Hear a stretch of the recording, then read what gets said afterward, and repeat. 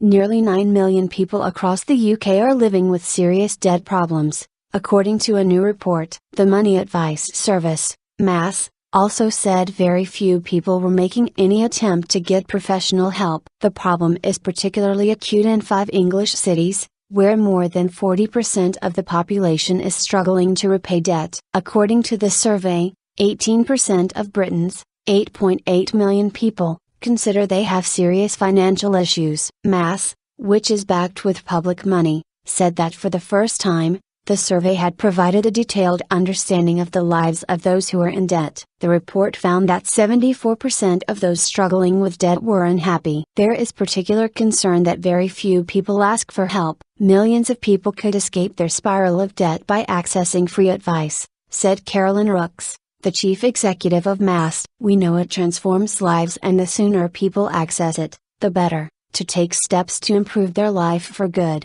she said. Nerve-wracking. The study lists the top 5 cities where people are over-indebted. To qualify as such, people had to feel that their debt amounted to a heavy burden, or else they had to have missed out on repayments in 3 of the last 6 months. The most heavily indebted area was Hull, where 43.1% of the population admitted they were in trouble financially. The 4 other places were also in England: Nottingham, Manchester, Knowsley and Liverpool. All 5 areas had at least 40% of the population in heavy debt. You'd be surprised at how many are struggling, said Anne Jones, a grandmother from Hull. The BBC spoke to her at a food bank on the North Hull estate. She took out a bank loan of £2,000, but had difficulty paying it back. Everything got so expensive, and before you knew where you were, you just didn't have enough at the end of the month, she explained. It's nerve-wracking. It's made me really ill, she added. Latest figures from the Bank of England suggest that personal borrowing,